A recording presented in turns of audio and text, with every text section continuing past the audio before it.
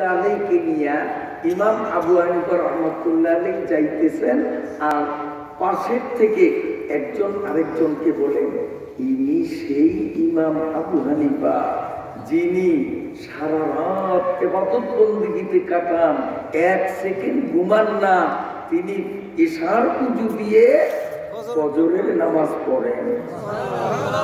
এই কথাটা ইমাম আবু হানিফা রহমতুল্লাহ আলাইহি নিজের কানে শুনছেন। শোনার পরে আবু ইউসুফকে বললেন, এ আবু ইউসুফ দাঁড়াও, দেখছো সাধারণ মুসলমান আমার প্রতি কত সুধারণা পোষণ করছে যে আমি এত বড় ওলি, আমি নাকি রাত্রে ঘুমাই না, সারা রাত ইবাদত করি, ফজরের নামাজ ইশার উযু দিয়ে পড়ি, ওরা আমার প্রতি কত সুন্দর একটা সুধারণা পোষণ করছে। আসলে বাস্তবে তো আমার জীবনে আমি একদিনও ইশার উযু দিয়া ফজর করি নাই, আর আমার জীবনে একটা রাত্রিও এমন কাটাই নাই যে এক সেকেন্ড ঘুমাই নাই, বরঞ্চ রাতের বেশিরভাগ আমি ঘুমাই, অল্প ভাগ আমি ইবাদত করি। অথচ উম্মত আমার উপরে কত সুধারণা করলো, তাদের ধারণাটা আমার জীবনের বাস্তবতার সাথে কি মিল না বেমিল? বেমিল না? ওরা যা ধারণা করছে বাস্তবে তো আমি সেইভাবে চলি না। এ আবু ইউসুফ, সাধারণ পাবলিক যখন আমার প্রতি একটা সুধারণা পোষণ করেছে, আমি সারা রাত ঘুমাই না, বিনীত্রভাবে ইবাদত বন্দেগীর মধ্য দিয়ে রাত্রি কাটাই, ইশার উযু দিয়ে ফজর পড়ি, উম্মত আমার ব্যাপারে এই এমন কথা বলছে, আমি এই জন্য সিদ্ধান্ত নিলাম এখন থেকে যতদিন দুনিয়াতে বেঁচে থাকবো, আমার আগামী জীবনের একটা রাত্রেও এক সেকেন্ডের জন্য আমি ঘুমাবো না। আমি এখন থেকে পাকাপোক্ত ফাইনাল সিদ্ধান্তে উপনীত হলাম, এই যে এখন দিন চলে, সামনের রাত আসবে, ইমাম সাহেব বলেন এই রাত্র থেকেই আমার আমল শুরু হয়ে যাবে, ইশার উযু দিয়েই ফজর পড়ব, সারা রাত আমি এক সেকেন্ড ঘুমাবো না। এই আমলের উপরে ইমাম সাহেব কতদিন বলবৎ ছিলেন জানেন? 40 বছর। ওই দিন থেকে 40 বছর তিনি হায়াত পেয়েছেন।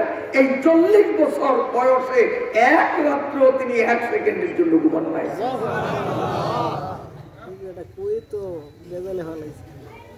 আমাদেরকেও যখন সাধারণ পাবলিক আলেমের নজরে দেখে, অতএব আমাদের চলাফেরা, আমাদের ক্রিয়াকলাপ, আমাদের আমল আখলাক ওই রকমই বানানো লাগবে, নইলে এদেশের জনগণ গুলো কিয়ামতের মাঠে মৃত্যু সাব্যস্ত হবে। ইমাম আবু হানিফা বলেন, আমি যদি এইভাবে কষ্ট না করি তাহলে এই দুইটা লোক কিয়ামতের ময়দানে মৃত্যু হয়ে দাঁড়াবে, কারণ আমি এভাবে সারা রাত না ঘুমাইয়া কাটাই না, ওরা বলছে কাটাই, ওরা মৃত্যু হবে। আল্লাহর বান্দাকে হাসরের মাঠে মৃত্যু হয়ে উঠুক, এটা আমি আবু হানিফা চাই না। এজন্য আমি আমাকে সহ আলেমের পোশাকধারী যারা আছি সবাইকে উদ্দেশ্য করে বলবো, সাধারণ পাবলিক যখন আমাদেরকে হুজুর মনে করে, আলেম মনে করে, নায়েবে রাসূল মনে করে, আমলদার তাকওয়াওয়ালা মনে করে, অতএব আমরাও আমাদেরকে ওইভাবে করতে হবে, নইলে দেশের জনগণ কিয়ামতের ময়দানে আমার অপরাধের কারণে মৃত্যু সাব্যস্ত হবে। इल्मे चंदा के बेस्तर तू खानी, जुआ मंदर तू निस्ते नादानी, न मुहाक्किक बूदियो नादानी समान, चार पाए बरु किताबे चंद। একটা গাদার পিঠে বুখারী, তিরমিজি, আবু দাউদ তফসির হাদিস লেখা বস্তা বইরা গাদার পিঠে রাখলাম। গাদা তো বাংলাদেশের সবচেয়ে বড় আলেম হবে, ওর কাছে কিতাব সব আছে, বড় আলেম হবে না, ওর পিঠে আছে, ভিতরে নাই। আমরাও যদি এলেম শুধু ঠোঁটে রাখি,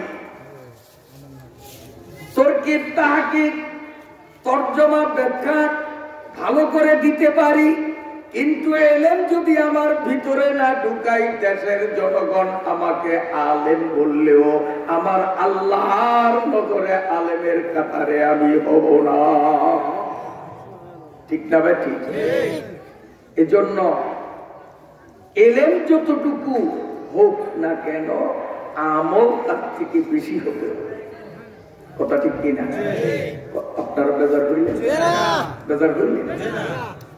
আমি আমাকে উদ্দেশ্য করে বলছি, আল্লাহ তাআলা যেন আমাকেও এভাবে আমলি বক্তা হিসাবে কবুল করেন, আমার সকল শ্রোতাদেরকেও আমলি শ্রোতা হিসাবে আমার আল্লাহ যেন কবুল করেন। আলেমদের উদ্দেশ্যে একটু বেয়াদবি করলাম, 2-4টা কথা বললাম, মাপ চেয়ে নিলাম, আমাকে মাফ করে দিবেন। আমার সামনে আলহামদুলিল্লাহ সংখ্যাগরিষ্ঠ মেজরিটি শ্রোতা, আমার চোখের নজরে দেখতেছি মুরব্বীরা। আপনারা কেউ অন্যরকম দেখেন? মুরব্বী বেশি না, কাজে মুরব্বীদের ব্যাপারও একটু বলতে চাই। বলবো? অনুমতি দিলে বলবো? বলবো। একজন মুরব্বীর কথা শুনে আপনাদেরকে, রাসূলুল্লাহ সাল্লাল্লাহু আলাইহি ওয়াসাল্লাম ঘোষণা দিলেন আজকে ওয়াজ মাহফিল হবে। ওয়াজ মাহফিল বক্তা আমি নিজে, আর ওয়াজের স্থান মদিনার মসজিদ। সাহাবা ইকরাম দলে দলে নবীজির ওয়াজ শোনার জন্য আসতেছেন, যেমন আপনারা আসছেন আলহামদুলিল্লাহ। নবীজি মসজিদে নববীর মিম্বরে বসে ওয়াজ শুরু করে দিলেন। লোকজন আস্তে আস্তে মসজিদে বেশ মাশাআল্লাহ অনেক জড়ো হয়ে গেছে। কিছু লোক একটু এলোপাতারি, নবীজি সাল্লাল্লাহু আলাইহি ওয়াসাল্লাম মসবার পাশে দাঁড়ানো লোক, হাঁটাহাঁটি করা লোক যখন নজরে পড়ছে, হুজুর সাল্লাল্লাহু আলাইহি ওয়াসাল্লাম বললেন যে যেখানে আছো বসে পড়ো। যেমন আমরা বলি না মসবার আশেপাশে বিশৃঙ্খলা করে এমন দেখলে আমরা বলি না ভাই বসেন বসেন, এটা আমরা বলি না, আমাদের নবী বলছেন তাই আমরা বলি। নবীজি বলছেন বসো, যে যেখানে আছো বসো। এরপরে তো হুজুর নিয়মতান্ত্রিক ওয়াজ চালাইলেন।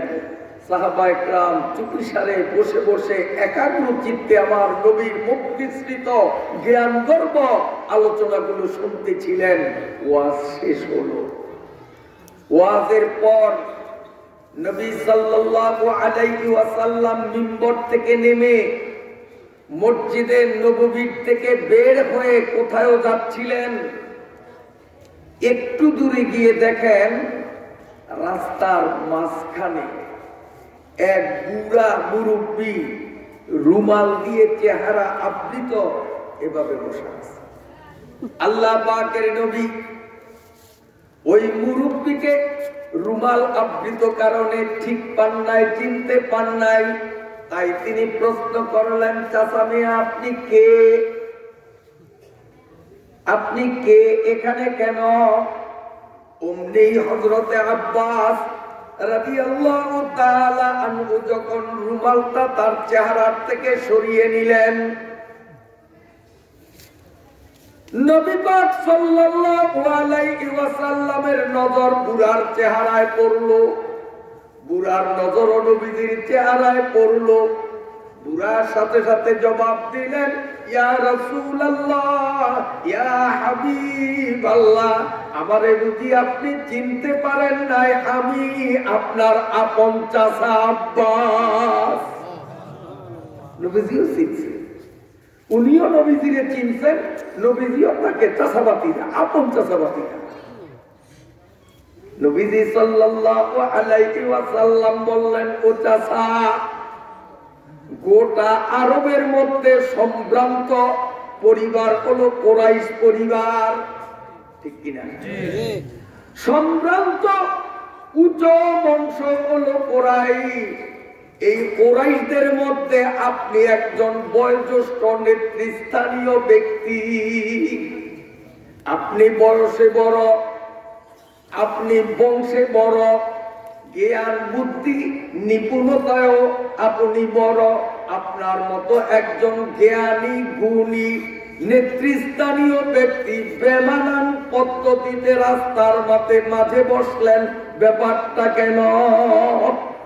মনে করেন আপনাদের এলাকার চেয়ারম্যান সাহেব দুনিয়ার লাইনে বড়, এই মাদ্রাসার মোহতামিম সাহেব হযরত মাওলানা আব্দুল ওদুদ সাহেব দিনের লাইনে বড়, ঠিক কিনা? উনি এক লাইনে বড়, ইনি আরেক লাইনে বড়, কিন্তু ওনার বড়ত্বের স্থায়িত্ব নাই। 5 বছর ঘুরিয়ে গেলে আবার নির্বাচিত হলে বড় থাকবেন, নইলে সাধারণ পাবলিকের মতো আবার ছোট হবে। কিন্তু হযরত মাওলানা আব্দুল আউয়াল সাহেবকে আল্লাহ যখন বড় বানাইছেন, আজও বড়, মরণ পর্যন্ত বড়, কবরে বড়, হাসরে বড়, জান্নাতে চিরকালের জন্য বড়ই থাকে। সুবহানাল্লাহ, সুবহানাল্লাহ। এখন নবীনগর বাজারে মেইন রোডের মাঝে যদি চেয়ারম্যান সাহেব বসে, এটা প্রত্যেকের বিবেকে লাগবে নাকি? চেয়ারম্যান সাহেবের মতো একজন দামি মানুষ রাস্তার মাঝে বসলো কেন? মাওলানা আব্দুল আউয়াল সাহেবের মতো নামি দামি ব্যক্তি যদি রাস্তার মাঝে বসে, পাগলের নজরও তো এটা বাঁচবে না। হুজুর আপনি এখানে কেন? ঠিক না বেটি? আল্লাহ পাকের নবী বলেন, ও চাচা, আপনি আরবের একজন সম্ভ্রান্ত ব্যক্তিত্ব, আপনি একজন সম্মানী মহান ব্যক্তিত্ব, আমি নবীর আপন চাচা। আপনার মতো সম্মানী ব্যক্তি রাস্তার মাঝে বসলেন, কারণটা কি? এ মুরব্বীরা, আপনারাও মুরব্বী, আমি আপনাদের মতো বয়োজ্যেষ্ঠ আরেকজন মুরব্বীর কথাটা পরিবেশন করলাম। আব্বাস রাদিয়াল্লাহু তাআলা আনহু দু চোখ থেকে টপ টপ করে পানি ছেড়ে দিলেন, অশ্রুসিক্ত নয়নে দয়াল নবীর মুখ পানে তাকিয়ে বলেন, নবী আমার, আমরা মুসলমান, আর মুসলমান তো তাকেই বলে যে আল্লাহ পাকের নির্দেশ এবং নবী পাকের নির্দেশ শুনতে দেরি, মানতে দেরি করে না। মুসলমানি বওয়াদ গরদান নে আদান, এনানে খুদ বদস্তে খাজা দাদান, এনানে খুদ বদস্তে খাজা দাদান। মুসলমান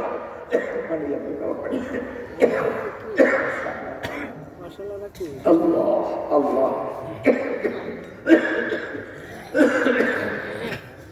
একটু জিকির করেন, লা ইলাহা ইল্লাল্লাহ, লা ইলাহা ইল্লাল্লাহ, লা ইলাহা ইল্লাল্লাহ, লা ইলাহা ইল্লাল্লাহ,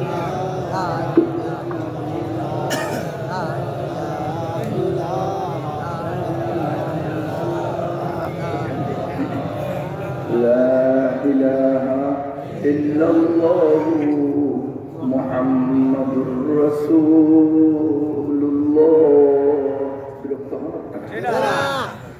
মুসলমান সে যে আল্লাহ পাকের নির্দেশ, নবী পাকের নির্দেশ শুনতে দেরি, মানতে দেরি করে না, ঠিক কিনা?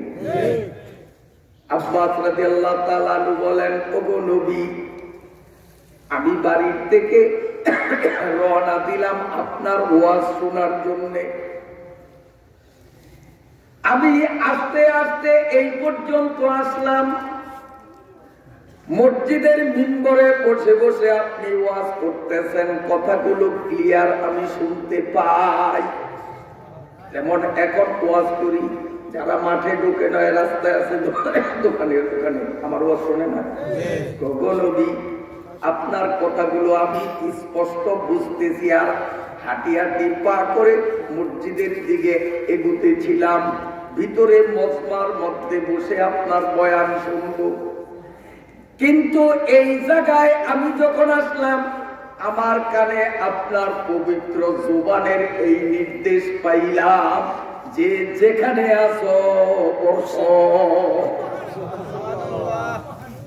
আমি তখন চিন্তা করি নাই আমি একজন মুরব্বী মানুষ, আমি একজন সম্মানী মানুষ, আমি যেমন তেমন মানুষ না, নবীর চাচা মানুষ। কাজে আমি এখানে যদি বসি আমার জন্য এটা অশুভন হয়, বেমানান হয়, ওই চিন্তা করি নাই। আমি চিন্তা করেছি আমি মুসলমান, নবীর আদেশ কানে আসছে, যেখানে আসো ওখানে বসো।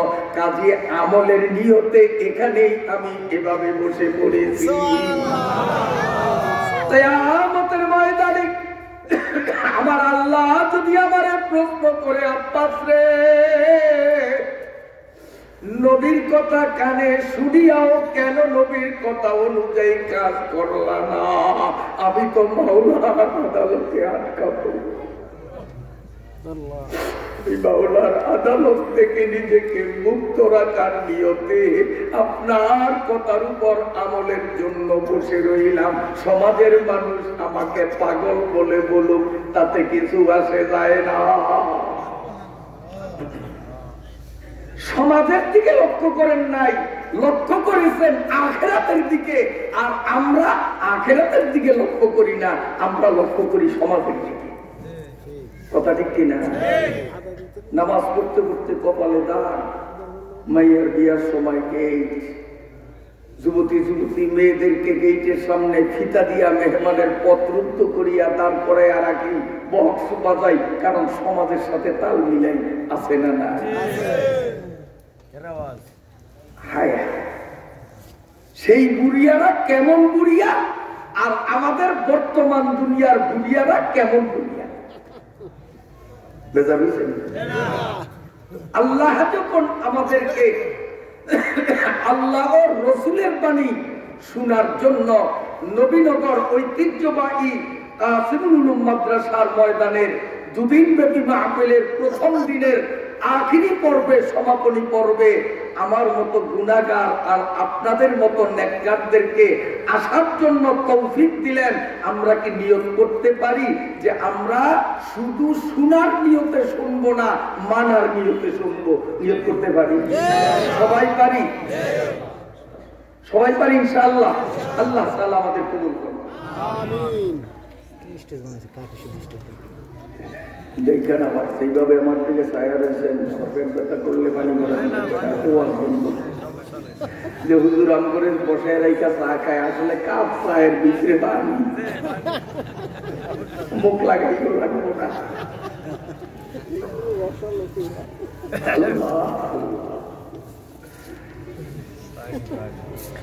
বেজার হয়েছেন বলে হুজুর ওয়াজ করতে আসলেন, হাসাইলেন কা? ও হাসাইলাম যে আমার নবী হাসাইছে। আমার নবীও সবসময় কান্দে নেয়, কান্দাও শূন্য, হাসাও শূন্য, দুটাই শূন্য। একদিন কয়েকজন সাহাবী, তার মধ্যে শ্বশুর জামাই নবীও আছেন, আলীও আছেন, খাজুর খাইতেছেন। তো নবীজি একটা চালাকি করলেন যে আলী খুব বুদ্ধিমান, আলীরে কেউ ঠগাইতে পারে না। আলী খুব বুদ্ধিমান। কেমন বুদ্ধিমান? তার বুদ্ধির পরিচয় দিলে যে ওয়াজ নিয়োগ করছে ওটি থেকে দূরে সরিয়ে দেওয়া। যদি ওগুলি করার পরে সময় হাতে তাকে তো স্মরণ করে দিয়ে নজর আলীর বুদ্ধিটা একটু কম, তাইলে কমন হইলে না, সবাই ভাবে কমটা জমা রাখলাম কোন তো হযরত আলী খুব বিচক্ষণ বুদ্ধি রাখতেন। তো নবীজি মনে মনে চিন্তা করলেন যে জামাই মেয়া তুমি খুব চালাক, কেউ তোমাদের ঠগাই পারে না, আজকে খেলা হবে। সবাই খাজুর খায়, তো যার যার বিসি খাজুর খায়, বিসি যার যার সামনে রাখে, কিন্তু নবীজি খাজুর খায় আর বিসি গুণ সব জামাই সামনে তোলে।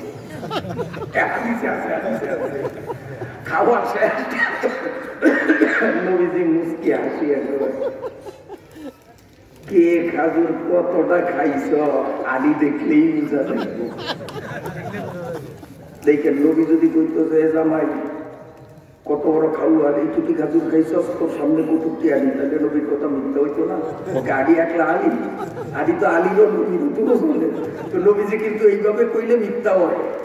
আমরা হইলে চাই করতাম কি রে তোর মতো খাওয়া আল্লাহর জগত নাই, কুতুব কি খাইছ, আলী দেখলেই তো বোঝা যায়, এরকম করলে তো মিথ্যা হবে। এই জন্য নবীজি এইরকম কয় নাই, নবী কয় কে কেমন খাইতে পারে আলী দেখলেই অনুমান করা যায়। কেমন খাইতে পারে বিচি দেখলে অনুমান করা যায়, ঠিক আছে? আর অনুমান কখনো ঠিক হয়, কখনো বেঠিক হয়। ইল্লা বাজার জন্য আমার নবীর কথার মধ্যে কোনো ফাঁক নাই, স্যাংরামি করলো হিসাব কিতাব করিয়া। তো আলী রাদিয়াল্লাহু তাআলা সাথে সাথে বললেন যে কেউ আছে তো খাজুর খায় আডি খায় না। আমার মনে হয় যে কেউ কি খাজুর লগে লগে আডিও খাইয়া ফেলাইছে নি।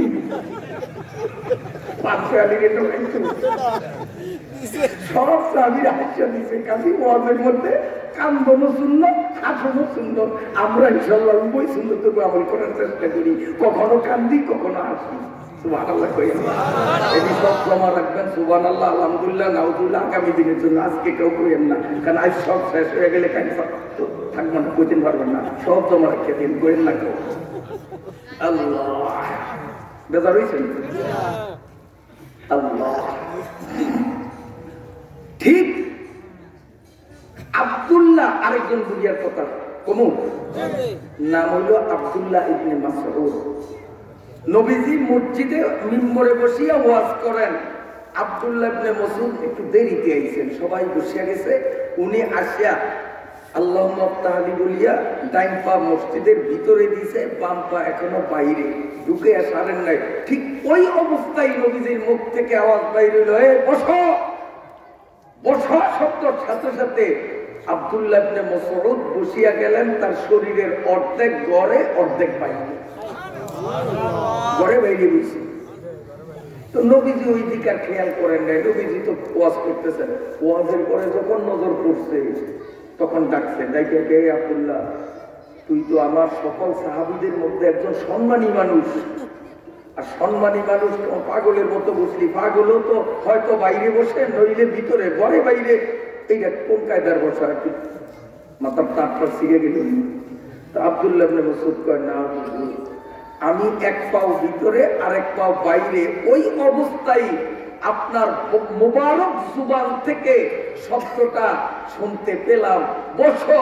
আমি সাথে সাথে বসলাম। দুনিয়ার মানুষ আমাকে পাগল বলে বলুক, আমি তো নবীর কথার উপরে আমল করব।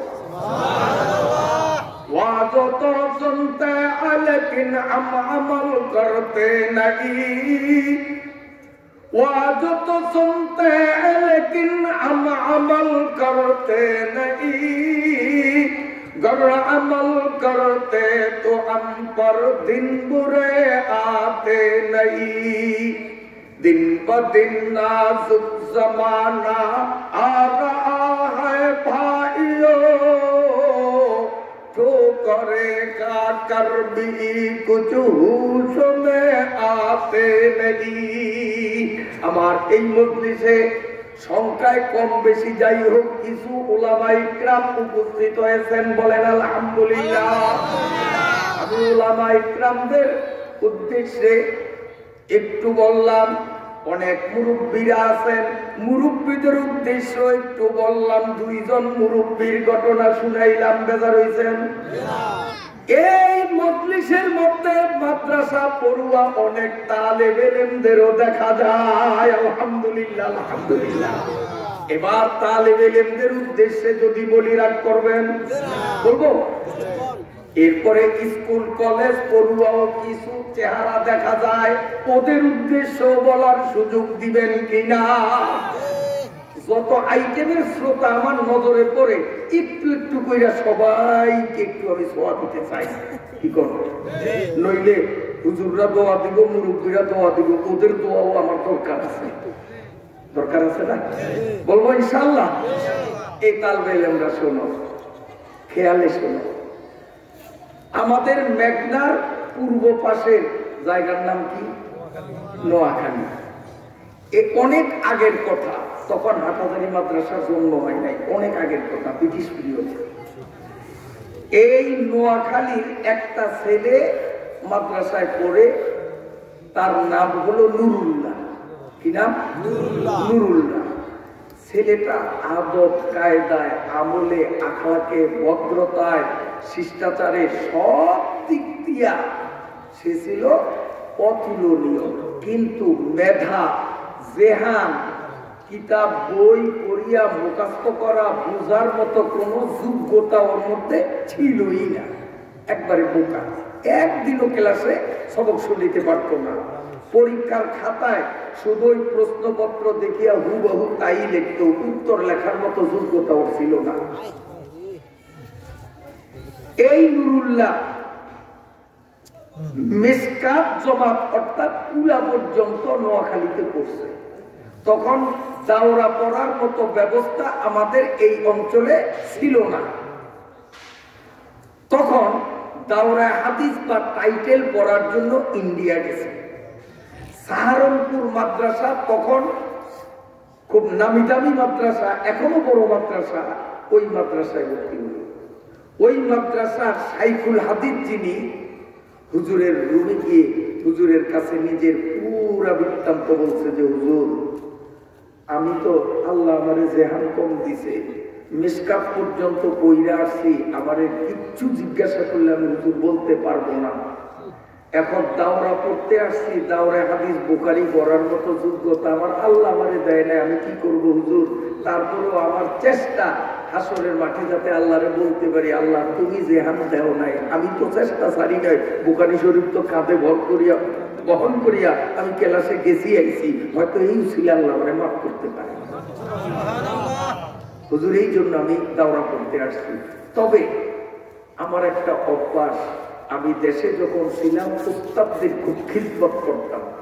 হুজুরে যদি আমাকে একটু আপনার খিদমতের সুযোগ দিতেন, পড়ালেখা তো পারি না, তো আপনার খিদমত করতে পারলে আমার আগামী দিনের জন্য একটা পথেও হবে।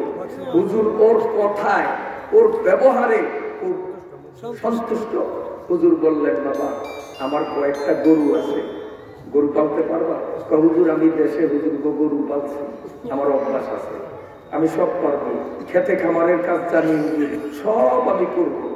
হুজুর করে লজিক রাখলেন নিজের বাড়িতে। এ তাল বেলেমরা ভালো কইরা সব কাজে লাগবে। ওয়াজ তো হবে আগামীকাল, আজকে একটু আলোচনা কথা। তো এখন ও হুজুরের গরুরে ঘাস খাওয়ায়, গরুরে গোসল করায়, হুজুরের ক্ষেত নিরায়, ধান লাগায়, কৃষিকাজ হুজুর করতেন, সব করে। আর ক্লাসে যায় আর আসে, ও তো বোকা নম্বর 1, কিচ্ছু পারে না। একদিনের ঘটনা, হুজুরে কোথায় যেন সফরে গেছে, ক্লাস খালি, তখন সহপাঠী যারা সবাই বসিয়া কি আর কি মস্কারি চ্যাংরামি করতেছে, এই ফাঁকে নুরুল্লাহরে সবাই একটু হ্যাও প্রতিপন্ন করবেন, বেটা বাংলাদেশও গরু নেই, গরু রাখতে ইন্ডিয়া এসো, মানে ও যে পড়া পারে না, পড়া পারে না, আর হুজুরে গরু রাখে, গরু রাখতে আইসো, নিজের দেশে গরু নাই, এটা বলছে। ওর একটা খোসা দিছে, খোসা খোসা, ওর মনের মধ্যে ব্যথা লাগবে, আরে আমি যদি পড়া পারতাম তো আমারে তো ওরা এইভাবে খোসা দিত না। মনে কষ্ট পাওয়ার কথা, যে আমি তো চেষ্টা করি, আল্লাহ আমারে দেয় রে, আমি কি করবো? মনটা তো ভারাক্রান্ত, সারাটা দিন মলিন মুখী কাটত। রাত্রিবেলা প্রতি রাত্রেই হুজুর যখন শুইতেন, ও হুজুরের মাথায় তেল পানি দিত, চুল টানত, যখন অনুমান করতো যে হুজুর ঘুমাইছেন, তারপরে নিজে ঘুমাইতেন। ওই রাত্রে হুজুরের মাথায় তেল মালিশ করতেছে, হুজুর চক্ষু বন্ধ করলেন, এখনো হুজুরের চোখে ঘুম আসলো না। নুরুল্লাহর মনে সহপাঠীদের ওই অবজ্ঞা আর তুচ্ছ তাচ্ছিল্যতার কথাটা মনে পড়লেই ভারাক্রান্ত হৃদয়ে অনিচ্ছা সত্ত্বেও তার অজান্তে দু চোখ থেকে পানির ফোঁটা ঝরে হযরতের কপালের উপর পড়ল। হুজুরের কপালে, হুজুর খুব মহব্বত করতেন, অমনি চমকে ওঠে, উঠা নুরুল্লাহ क्या जाने को जी चाहता है, रुखसत लेना चाहता है। উর্দু তো ওনার বাংলা জানেন না, গিরি নুরুল্লাহ বাড়ির কথা মনে করছে, ছুটি লাগবে বল, তাই ছুটি দে। কার নাম হযরত বাড়ি যাব না, বছর শেষ না কইরা আমি বাড়ি যাব না। তো কান্দো কেন? রোনে কা সবক কে হয় বাপাও বলে না। হুজুরি খুব শক্ত ভাবে ধরছে, বলতেই হবে, কেন তুই কান্দিস, নইলে আমার ঘুম আসবে না। এখন কান্দে একটা হুজুর, পড়া পারি না, যার কারণে আমার সঙ্গী সাথীরা আমাকে হেও করছে, খোঁচা মারছে, গরু রাখতে আসছি আমি। আমি যদি পারতাম তো ওরা আবার এইভাবে তুচ্ছ জ্ঞান করতো না। এই দুঃখে আমি কাঁদছি। হযরত, আমার চোখের পানিতে আপনার নিদ্রা ভেঙে গেছে, দয়া করে আমার মাফ করে। হুজুর বললেন, ওযু হ্যায়? জি হযরত। হুজুর বললেন, মাই বিহি নিহি সোয়া মেরা ভি উযু আবি মওজুদ হ্যায়। হুজুর বললেন, আমার চোখে ঘুম আসেনি, আমিও এখনো উযু অবস্থায় দাঁড়া। নুরুল্লাহরে দাঁড় করাইয়া দিলেন, 2 রাকাত নামাজ পড়তে লাগিয়ে দিলেন। মুহাদ্দিস সাহেব হুজুর নিজেও 2 রাকাত নামাজ পড়লেন। নামাজ শেষে নুরুল্লাহকে বললেন, এদার আও, কাছে আসো। নুরুল্লাহকে আলিঙ্গন করে বুকের সাথে বুক মিলিয়ে আল্লাহর ওলি আবেগ প্রবণ হয়ে 2 চোখ থেকে পানি ছেড়ে বলেন, ওগো আল্লাহ,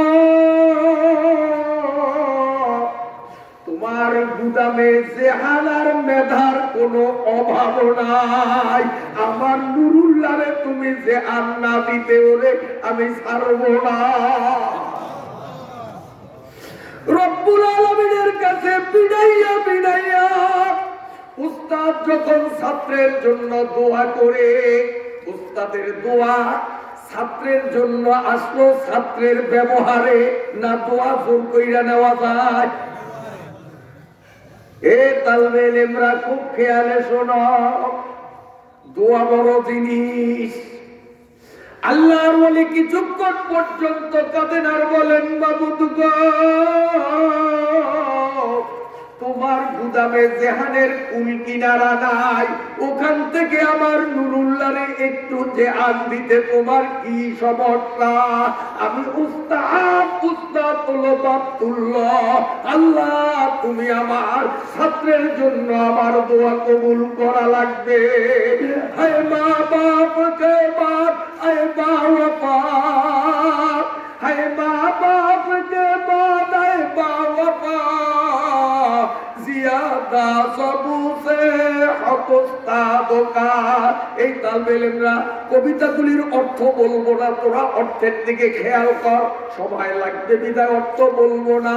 হায় মা বাপ কে বাপ, হে মা বাবা, জিয়াদা सबूसे हक उस्तादों का, वो करता है दिल को तुम्हारा दुरूद, बनाता है वो तुमको चालाको चूर, जहाँ तक बने उनकी इज्जत करो, दिलो जा से तुम उनकी खिदमत करो, न टालोगे कोई हुक्म उनका कभी, हमेशा रखो उनको राजी खुशी, अगर उनकी खिदमत बजा लाओगे, अगर उनकी खिदमत बजा लाओगे, तू खादिम से एक दिन मखदूम हो जाओगे।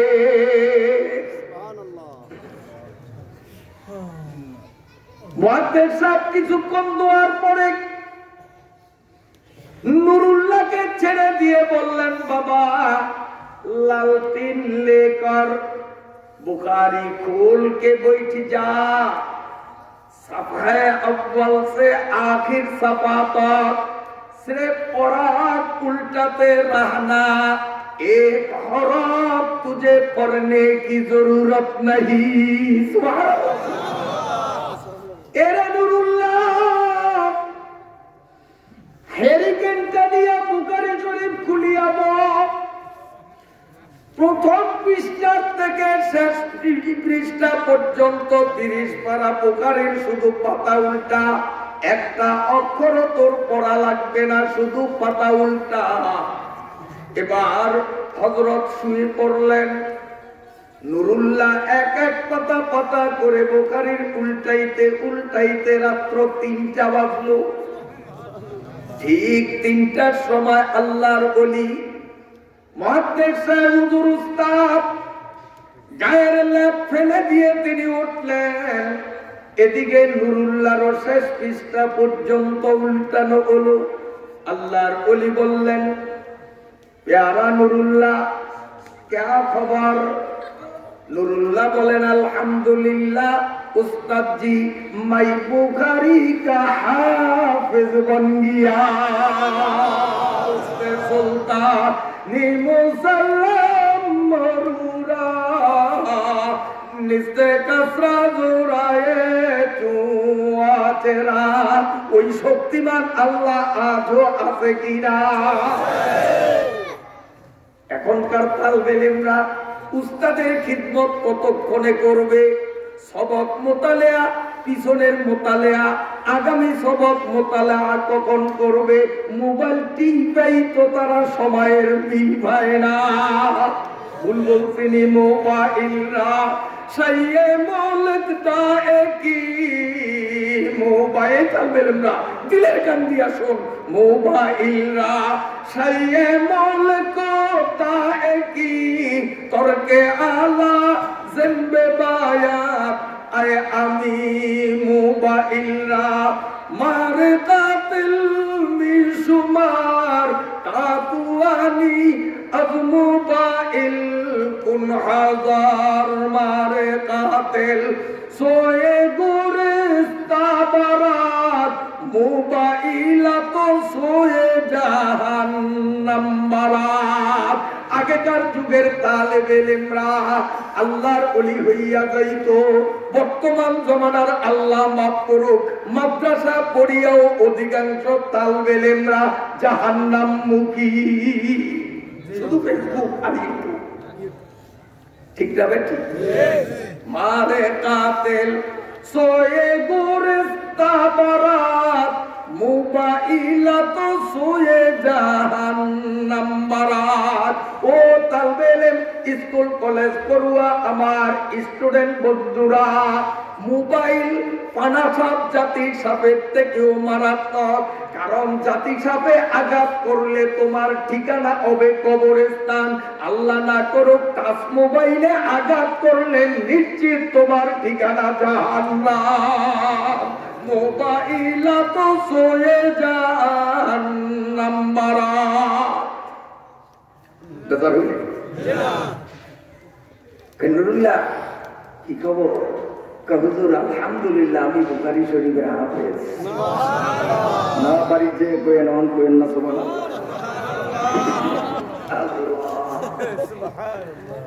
এই যে সুবহানাল্লাহ কইছেন লাভটা কি হইছে জানেন? এই সুবহানাল্লাহ বলার সাথে সাথে এই সুবহানাল্লাহটা বেহেশতের ভিতরে গেছে।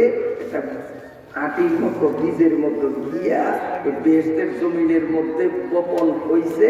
ওখান থেকে অঙ্কুরিত হইয়া তাৎক্ষণিক বিশাল গাছ হইছে।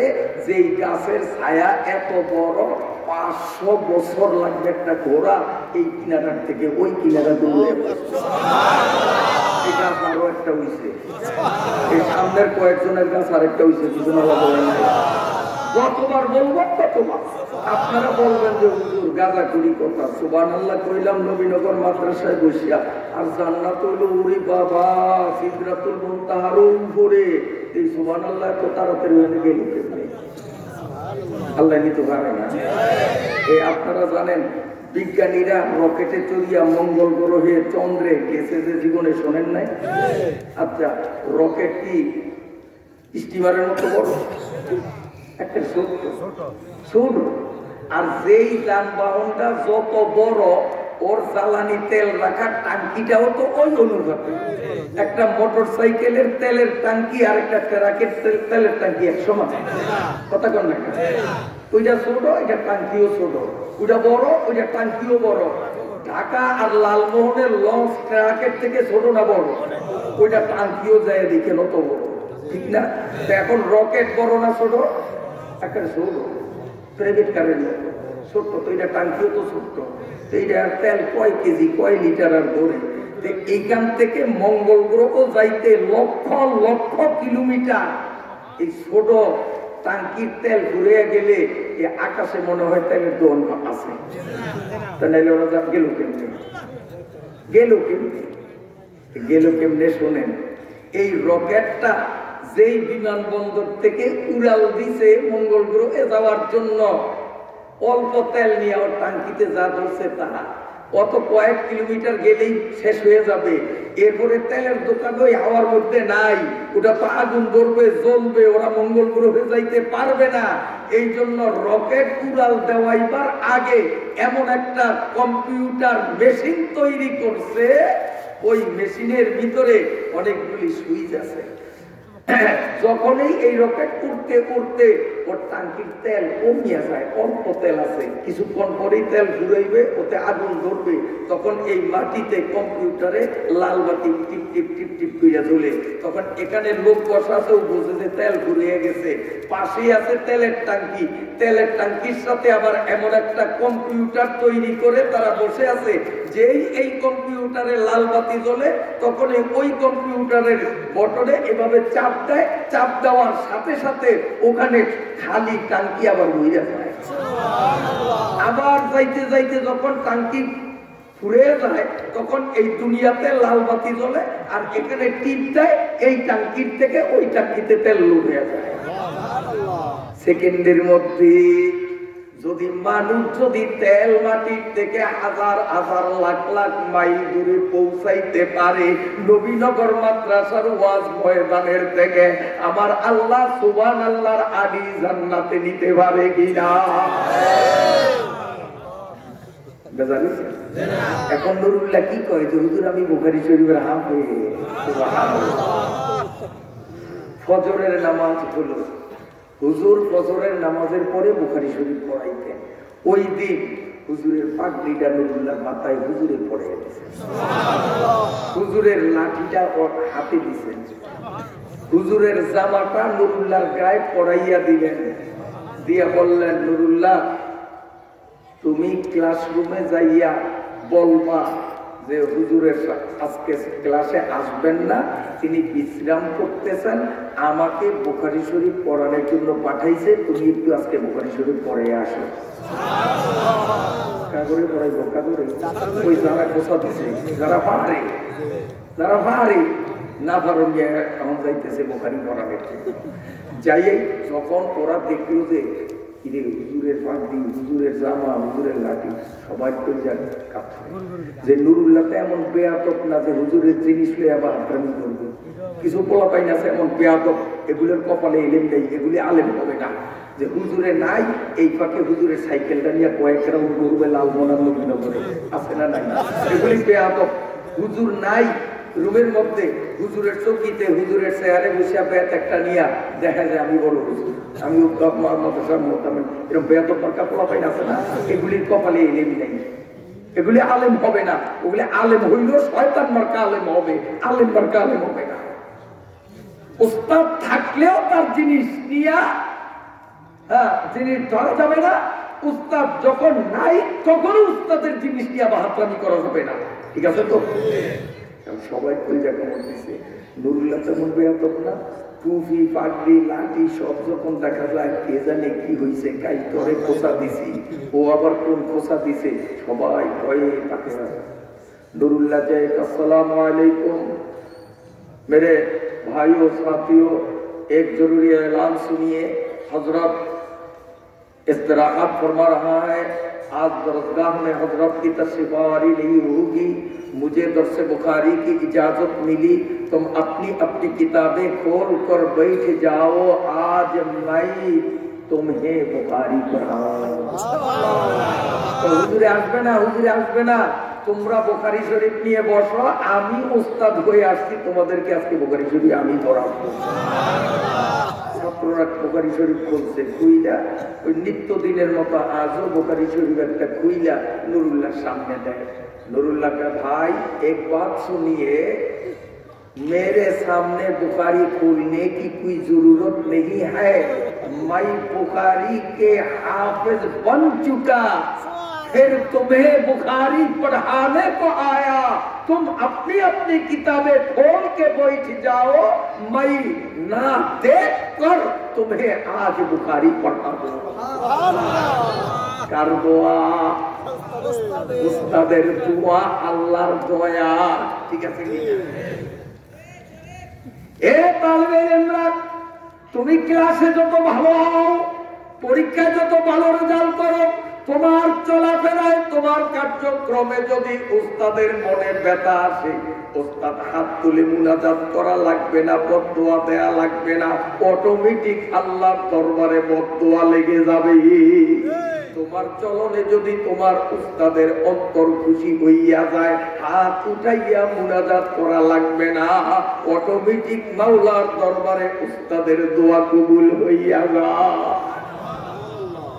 এই স্কুল কলেজ পড়ুয়া ছাত্র বন্ধুরা বলবো, ওদের উদ্দেশ্যে একটু বলবো, শোনো, ভালো করে শোনো বাবা। স্কুলে পড়ো, কোনো দোষ নাই, সবাইকে মাদ্রাসায় পড়তে হবে এমন বাধ্যকতা ইসলামে নাই। তুম শৌকো সে কলেজ মে পড়ো, তুম শৌকো সে কলেজ মে পড়ো, পর কবে ঝোলো।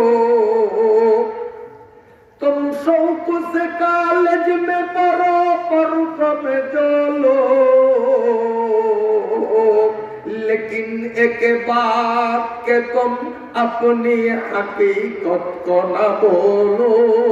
ও মুসলমানের নওজোয়ানরা, তুমি স্কুলে পড়ো আর কলেজে পড়ো, ভার্সিটিতে পড়ো, কোনো আপত্তি নাই, কোনো নিষেধাজ্ঞা নাই, তবে তোমাকে স্মরণ রাখতে হবে তোমার মূল তুমি বলবা না, তুমি মুসলমানের পোলা। ঠিক আছে কিনা? তুমি মুসলমান, কলেজে পড়তে পারো, তুমি মুসলমান। মাদ্রাসার ছাত্রদের যেমন নামাজ লাগবে, তুমি কলেজের ছাত্র, তোমারও নামাজ লাগবে। মাদ্রাসার ছাত্রের যেমন দাড়ি লাগে, তুমি ভার্সিটির ছাত্র, তোমারও দাড়ি লাগবে। কথা ঠিক যাবে, লেকিন একে বাত কে তুম আপনি হकीकत को न बोलो। এবার নোয়াখালীর থেকে এক টান দিয়া আপনাদের প্রধানমন্ত্রীর দেশ নাম কি না? গোপালগঞ্জ। গোপালগঞ্জ নিয়ে গেলাম, আসেন গোপালগঞ্জ। প্রধানমন্ত্রীর বাড়ি বেশি দূরের ঘটনা না, ওখানে একটা হাই স্কুল, ওই হাই স্কুলের শিক্ষকরা সব মুসলমান। একজন শিক্ষক ছিল হিন্দু, নাম হলো হরিপদ। স্যারের নাম কি? হরিপদ। কেবল একজন টিচার হিন্দু, বাকিরা ওই স্কুলে ক্লাস 8-এ একটা ছাত্র পড়তো। এই ছাত্রের বাবা ছিল ওই এলাকার প্রভাবশালী নেতা। নেতার পোলার কারণে স্কুলের মধ্যে ওই পোলাও ছিল সবার উপরে নেতা।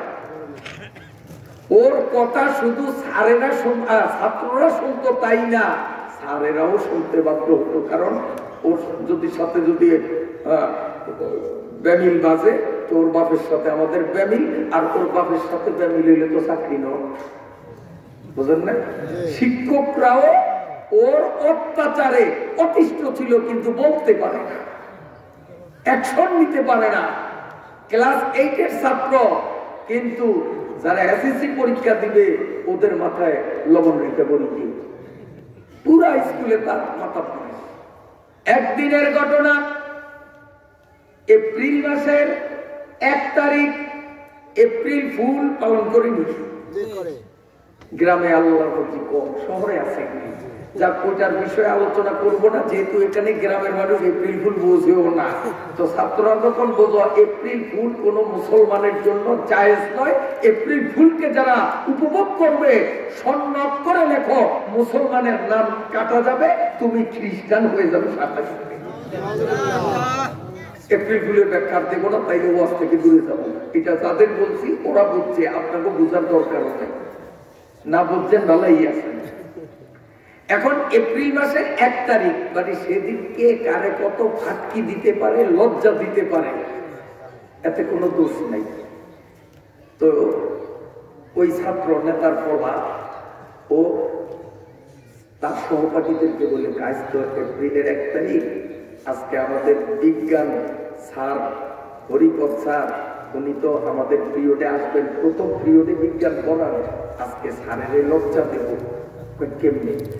স্যারে যখন আসবে, আইসাই যখন বলবে যে বই খোল বই খোল বই ধর, তখন আমি বিড়ালের মতো মেয়ম কইয়া ডাক দেবো, আর তোরা হাততালি দিবি, স্যারে লজ্জা পাবে। এরপরে যদি স্যারে যদি অ্যাকশন নিতে চায়, বকা দেয়, তা আমি কুত্তার মতো গেউ গেউ শব্দ করব, আর তোরা হাততালি দিবি, স্যারে অপমানিত হবে। কারণ এপ্রিলের 1 তারিখ অপমান করলে কোনো দোষ হয় না। ঠিক বাস্তবে তাই, কারণ ওর কমান তো স্কুলে সব ছাত্রছাত্রীরা মানতে হয়। এরপরে হরিপদ স্যার বিজ্ঞান পড়াইতে আসে, আসার পরেই ও বিড়ালের মতো ডাক দিল, সবাই হাততালি দিল আর উল্লাস শুরু করলো। সারে গেল খেইপা, খেইপা গিয়েই বকা দিলেন। বকা দেওয়ার সাথে ও কুত্তার মতো গেউ গেউ করলো, সবাই আবার আগের চেয়েও আরো জোরে হাসতে শুরু করলো। স্যারের মেজাজ গেল খারাপ হইয়া, ব্যাটটা নিয়া ওই নেতা পাশার উপরে যখন মাত্র একটা দিছে, বেশি না, একটা বাড়ি দিছে। বাড়ি দেওয়ার পরে স্যার আসিয়া ক্লাসে চেয়ারে বসলেন। ও কয়, আমি নেতার পোলা, গোটা স্কুলে আমার মাথা পড়ি, আমারে পিটাইছো আর আমি তোমারে এমনিতে ছাইরা দিব? প্যান্টের পকেট থেকে বল বাইর করছে, বল, ছোট্ট বল, শক্ত বল। এই বলটা নিয়া যখন খুব জোরে হরিপদ স্যারের নাকে মুখে লক্ষ্য করে যখন মারছে, হরিপদ স্যারের কপালে বইরা মাথা ফাইটা গেছে এবং তীব্র আঘাতে উনি চেয়ার থেকে ফ্লোরে লুটিয়ে পড়ে যান। সাথে সাথে অন্য ক্লাসের ছাত্ররা, শিক্ষকরা দৌড়ে আসলো, আইসা হরিপদ স্যারকে এভাবে তারা সেবা শুশ্রূষা করতেছে, ডাক্তারের জন্য খবর দিল। তখন নেতার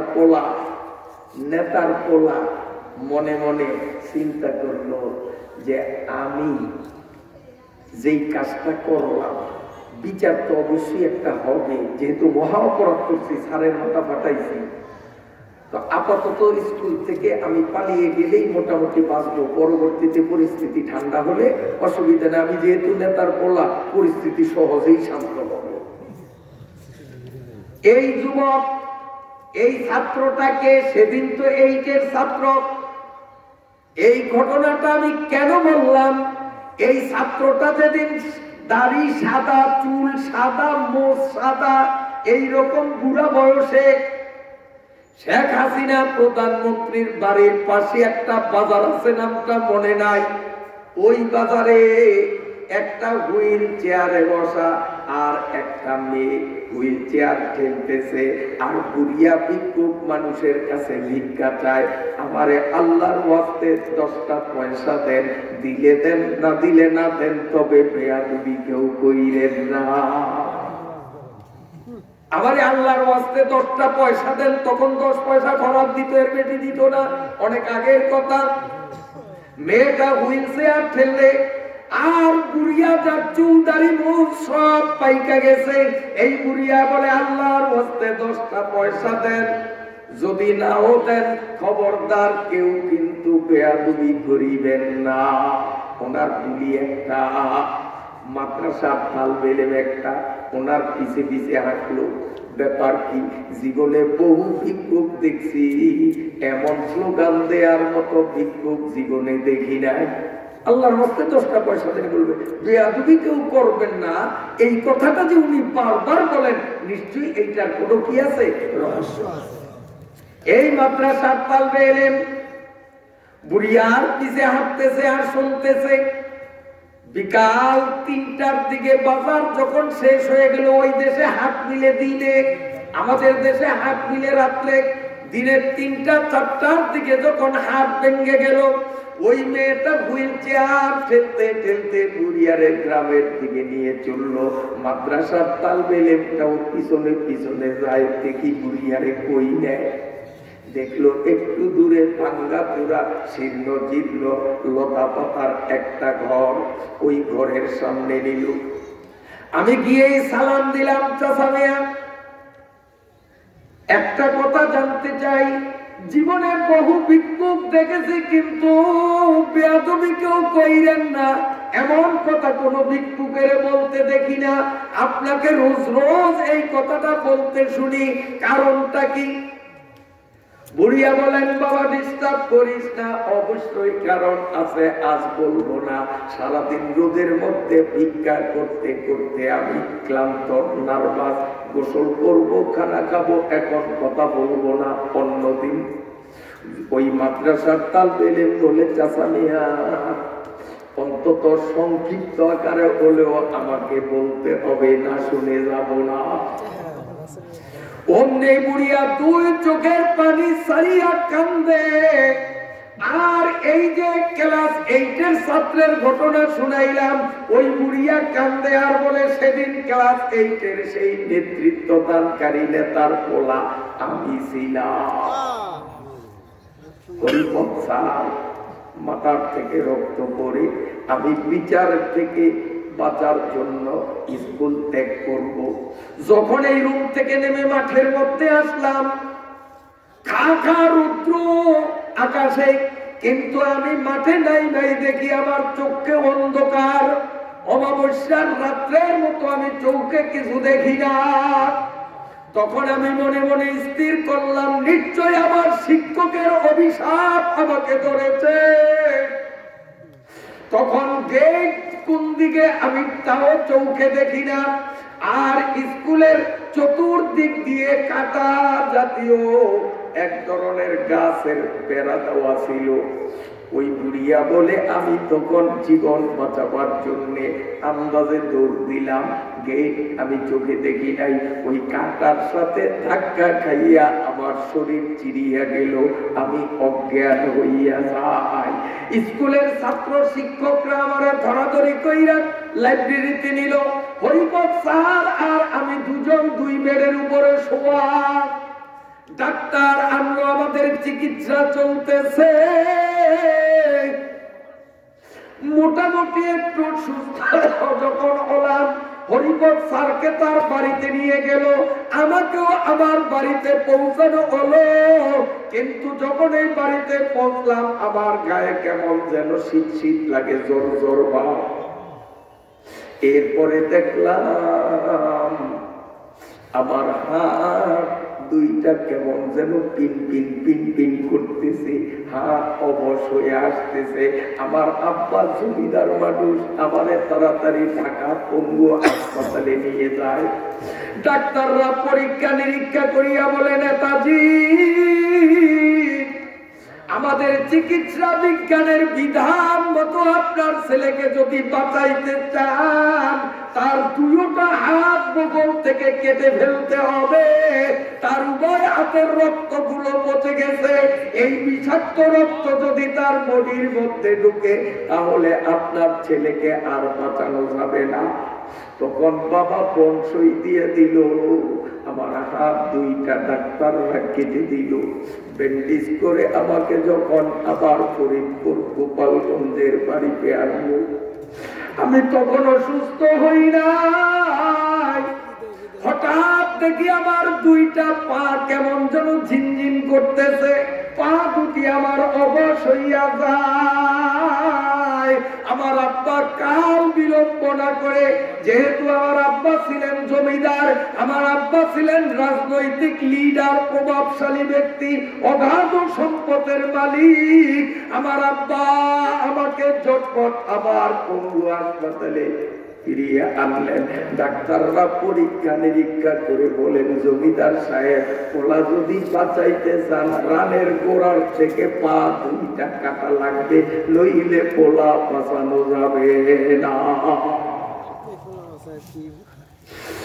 আবার যখন ডাক্তাররা পা কাটলো অবশ করিয়া, আবার হুঁশ নাই। এরপরে যখন আবার হুঁশ আসলো, অপারেশন থিয়েটারের মধ্যে শুধু ছিল একজন ডাক্তার আর একজন নার্স, আর তৃতীয় কোনো কেউ ছিল না। আমি রুগী, মাত্র 3 জন মানুষ। কিন্তু আমার হুঁশ ফিরে ফিরিয়া আসার পরে আমি বলে জোরে জোরে বলতেছিলাম, স্যার আমারে মাফ করিয়া দেন, স্যার আমারে হরিপদ স্যার আমারে মাফ করিয়া দেন, ও হরিপদ স্যার আমারে মাফ করিয়া দেন। ডাক্তাররা বলে, বেটা তোর মাথা খারাপ, এখানে কই হরিপদ স্যার? আমি ডাক্তারও মুসলমান, নার্সও মুসলমান, কি বলো? আমি বলেছি আমি যেদিক তাকাই সেদিকই দেখি হরিপদ স্যার আমারে অভিশাপ দেয়। এই জন্য আমি যতদিন দুনিয়াতে বেঁচে থাকবো আমি বাঙালি জাতিকে এই উপদেশ দিতে ভুল করব না, বেয়াদবি কেউ কইরো না। উস্তাদের সাথে চাই, তুমি তোমার উস্তাদ স্কুলের হোক, কলেজের হোক আর মাদ্রাসার হোক, তোমার উস্তাদ মুসলমান হোক আর কাফের বেঈমান হরিপদ স্যার হোক না কেন, সে তো তোমার উস্তাদ। হায় মা বাপ কে বাতায়ে বাওয়াফা জিয়াদা সবুসে অব উস্তাদোं का। উস্তাদের সাথে বেয়াদবি কইরো না। এই বেয়াদবি করার কারণে হাত হারাইলাম, পা হারাইলাম, জমিদারি হারাইলাম। এখন জমিদারের পোলা আমি একজন পঙ্গু ভিক্ষুক হইয়া খয়রাতি সাজলাম। তাই মানুষকে সতর্ক করি, কেউ বেয়াদবি করিবেন না। সাবধান সাবধান, শিক্ষকের অভিশাপ যদি করে কপাল পুড়ে যাবি। হিন্দু শিক্ষকের অভিশাপ যদি এইভাবে লাগে, নবীনগর মাদ্রাসার ছাত্ররা, আল্লাহ না করুক যদি তোরা তোদের উস্তাদ যারা হিন্দু নয় মুসলমান, সাধারণ মুসলমান নয়, নায়েবে রাসূল আলেম, এই বুজুর্গ আলেমদের মনে যদি কষ্ট দেও রে বাবা, সন্ন্যত করে লেখিয়া রাখো, আউয়ালু যাবে আখিরও যাবে, মরণকালে ঈমান নিয়ে যাওয়াও কঠিন হয়ে যাবে। ঠিক না? কষ্ট হয় আপনাদের? আচ্ছা, কিছু যুবকরাও তো আছে, আলেমদের উদ্দেশ্যে বললাম, মাদ্রাসা পড়ুয়া ছাত্রদের উদ্দেশ্যে বললাম, স্কুল ও পড়ুয়া ছাত্রদের উদ্দেশ্যে বললাম। এবার যুবক আছে যারা হয়তো গ্রামগঞ্জে বসবাস করে, পড়ে না, লেখে না বা পড়ালেখা করে, যুবকদের উদ্দেশ্যে বলবো। অনুমতি দিলে কয়টা বলবো? সময় কত? 10টা 40 ও 11টা, তাইলে আর তো সম্ভব না। আরো আয়াতে তো যাইতেই